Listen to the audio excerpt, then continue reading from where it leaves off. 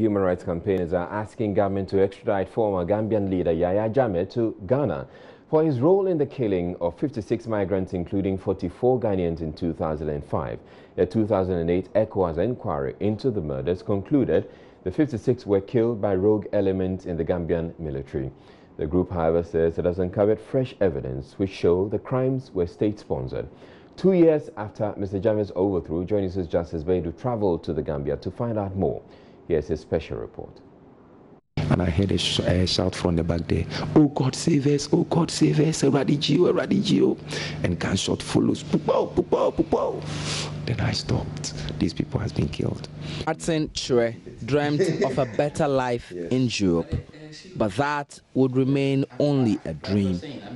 He and 56 others were caught up in one of the most brutal massacres under Jammeh. Now he is the lone voice fighting for justice. It's okay, they are going to kill us. Everybody was crying. Everybody was crying. So we left from that road to the forest where the pickup finds its way through the forest, and we get to a valley, and I try to get off my hand from the wire, and I said, "Hey guys, my hand is off."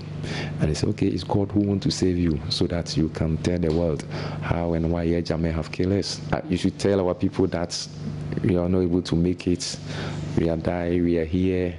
They should pray for us." So while the pickup was about to stop, I jumped from the pickup. And I heard back there, "Who is that?" But I did not look back. I decided to jump. 1, 2, 3, about 4 steps. I was tied by something in the forest there, and it brought me down. Then the gunshot passed over me. Everywhere, bullets everywhere. So I decided to relax small. So they take another direction and shooting there. So I just wake myself up, and I heard a shout from the back there, "Oh God, save us! Oh God, save us! Eradigio, Eradigio!" And gunshot follows. Pupo, pupo, pupo. Then I stopped. These people has been killed. The riverine coastlines of Gambia is one of its most treasured tourist attractions. Yet it was inside the forest that cover it that some of the worst forms of atrocity committed under its former dictator happened. Among the 56 murdered in cold blood, 44 Ghanaians. Paul Ewua, Kwabena Fosu, Isaac Asante, the list goes on and on. They all have names, even though some were never identified. After 13 years, what remains are the many unanswered questions about who ordered their massacre. Here, this is where the story began, here in Sali in Senegal. This is where the migrants... Human Rights Watch has spent more than a year investigating how the killings happened. But they landed here in Barra. A former jungler who left the team in 2010 and went into hiding spoke to the radio for hours. And we have transcribed that, translated that into English.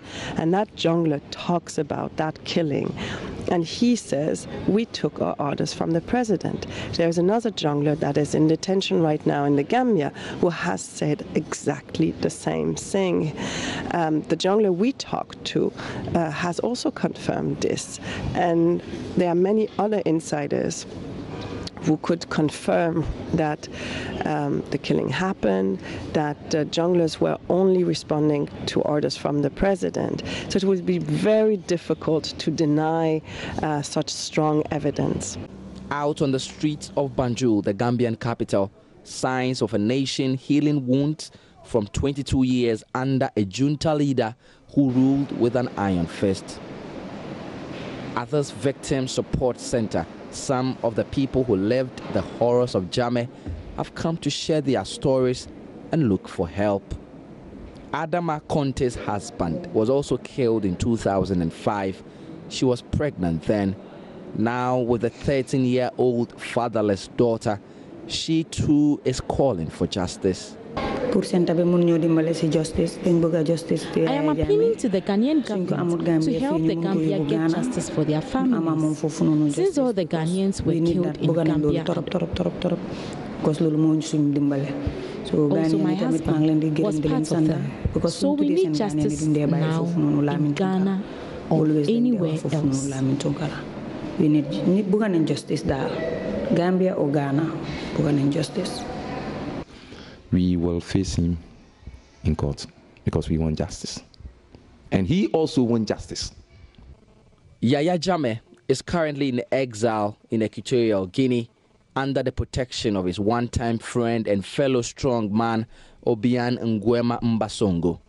Mr. Jammeh and his rogue regime have evaded justice for 13 years.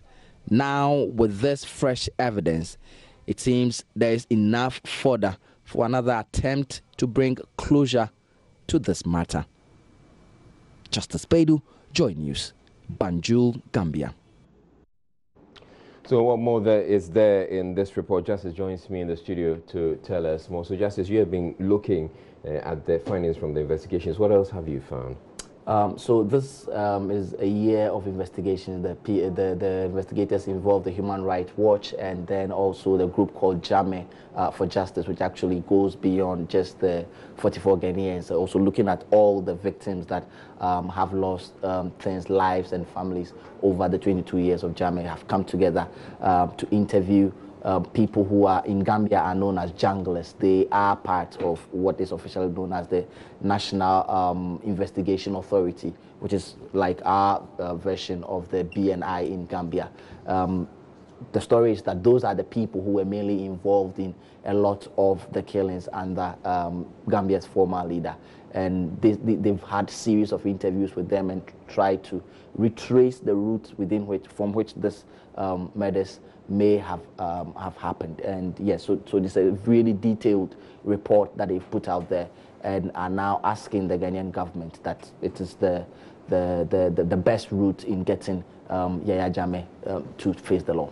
All right, so essentially what the work they've done, they're hoping that government will take advantage, the government of Ghana will take advantage of it. Will take advantage of it because Gambia itself does not yet have a strong judiciary system after 2 years after Jammeh left to be able to prosecute such a high-level case. All right. We're joined on Sky by Marion Volkman, who works for the Human Rights Watch, the organization that has been working with this on this investigation. Hello, Marion. Why is Ghana an option for getting Jammeh to face the law? Good evening. Well, as your colleague said, Gambia is not yet ready to face such a complex and sensitive trial. But the victims don't want to wait that long. So they came together in October 2017 to look at the options that were available to them. And Ghana seemed like the natural option, the obvious one, because of the crime that was committed in 2005, which is probably the largest crime committed in the regime under Yahya Jammeh, and because also of the strengths of the Ghanaian justice system, and of course the same being common law system just as Gambia, it seemed to be the natural option for the victims to turn to. Have you made any overtures yet to the Ghanaian government regarding this particular case? Yes, absolutely. A delegation of both Gambian and Ghanaian victims met with the president before we released the report, share the findings with him. He was, of course, very interested in hearing about the investigation since he was the Minister of Foreign Affairs in 2005 when the massacre happened. We have also met with the Minister of Justice and had a discussion about the way forward. And we're very confident that the Ghanaian government will be soon in touch with the Gambian government to discuss possible future steps. Much, Marion Volkman. Marion Volkman works for the Human Rights Watch, the organization that has been working on this investigation regarding the killing of some 44 Ghanaians in the Gambia. And thank you too, Justice Beidou, for your great work in the Gambia.